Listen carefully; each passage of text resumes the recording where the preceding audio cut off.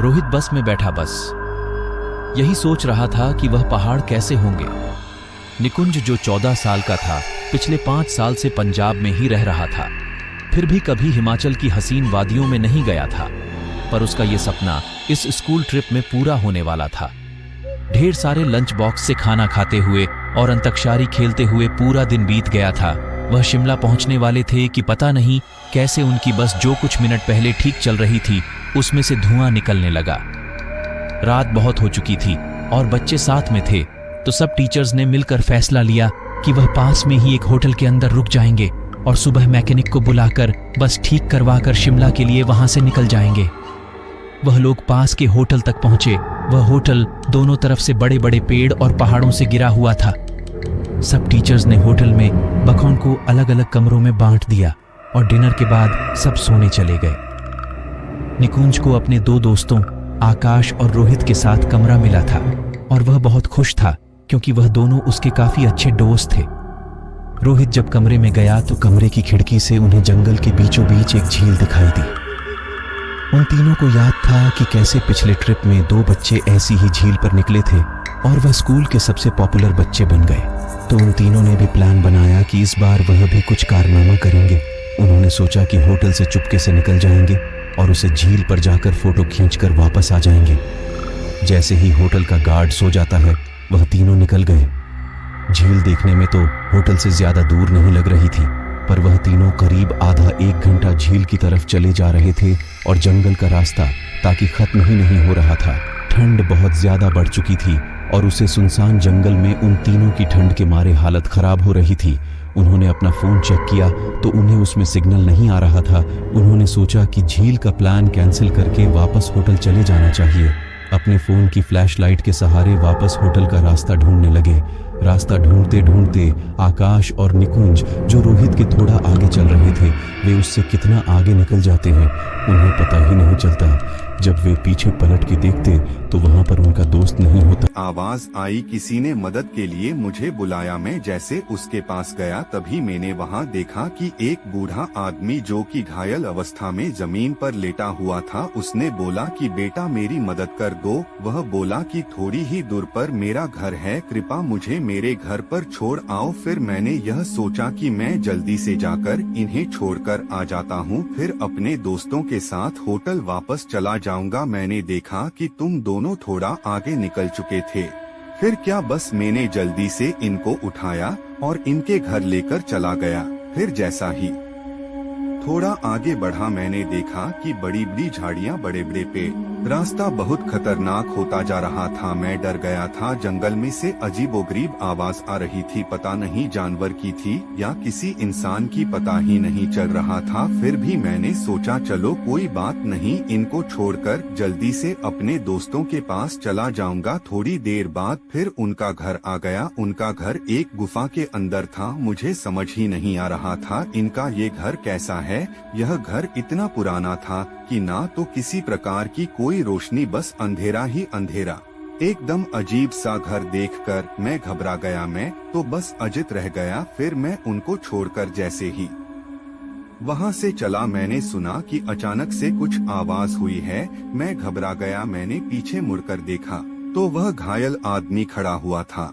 उसने जोर से मेरे सर पर कुछ मारा। मुझे कुछ समझ ही नहीं आया कि हुआ क्या, बस मैं बेहोश हो गया। मुझे बहुत देर बाद होश आया तो मैंने अपने आप को एक कमरे में बंद पाया। पता नहीं कैसे मैं इस कमरे में आया, मुझे कुछ याद नहीं था।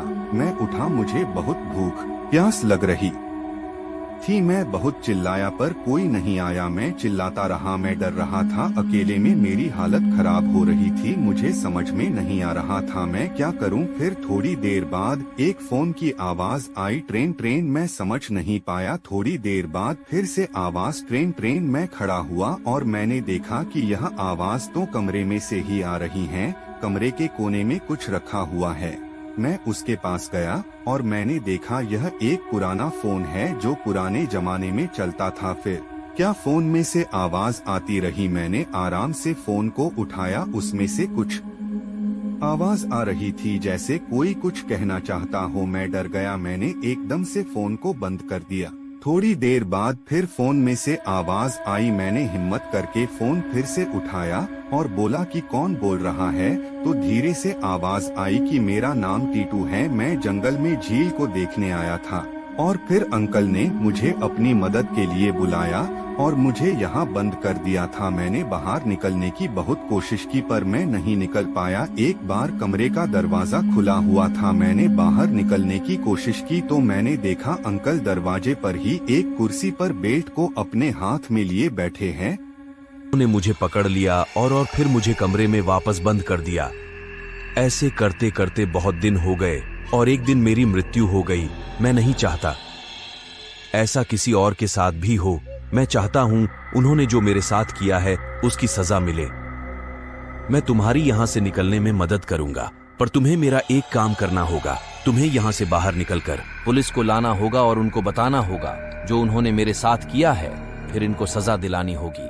जब ही मेरी आत्मा को शांति मिलेगी और मेरे माता पिता को जरूर बताना कि मेरी मृत्यु हो गई है। वह अब तक मेरा इंतजार कर रहे होंगे। फिर अगले दिन वह मुझे खाना देने आए और रोज की तरह दरवाजा खोलकर चले गए, पर मैं ऊपर नहीं गया। मैंने बहुत देर इंतजार किया। फिर मैंने सोचा अब तो अंकल सो गए होंगे।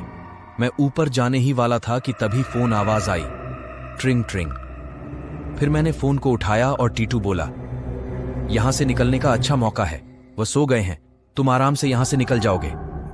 मैंने उसकी बात सुनी और मैं धीरे धीरे वहां से बाहर निकला। मैंने देखा कि अंकल सो गए हैं और दरवाजा अंकल के पीछे ही है और उसमें एक ताला लगा हुआ है। ताले की चाबी अंकल के पास मेज के ऊपर रखी है। मैंने आराम से चाबी को उठाया और ताला खोला और फिर मैं वहां से बाहर निकला और भागने लगा। बहुत आगे जाकर तब मैं रुक गया और मैं किधर जाऊं, रास्ते मुझे समझ नहीं आ रहा था। मैंने देखा कि सामने से कुछ रोशनी दिखाई दे रही है। मैं थोड़ा आगे बढ़ा। कुछ लोग सामने से आ रहे थे। मैं उनके पास गया और बोला कि कृपा मेरी मदद करो। वह लोग बोले, क्या तुम्हारा नाम रोहित है? मैंने बोला, हाँ मेरा नाम रोहित है। तो उन्हें बोला कि हम तुम्हें ही लेने आए हैं। तुम कहाँ चले गए थे? चलो हमारे साथ होटल चलो, वहां पर सब तुम्हारा इंतजार कर रहे हैं। फिर हम सब होटल आ गए। होटल में मैंने देखा कि मेरे शिक्षक और मेरे दोस्त सब मुझे देखकर बहुत खुश हो गए। फिर मैंने अपने शिक्षक को टीटू के बारे में सारी बातें बताईं और फिर हमारे शिक्षक ने पुलिस में शिकायत करी और उस आदमी के बारे में सब कुछ बता दिया और पुलिस ने उसको पकड़ लिया और उसको उसकी करने की सजा मिली। इस प्रकार इस स्कूल की यात्रा उनके लिए एक अनुपम अनुभव रही। इस कहानी से हमें सबक मिलता है, हमें अपने शिक्षक और माता पिता को बिना बताए कोई काम नहीं करना चाहिए। हमेशा बड़ों का कहना मानना चाहिए।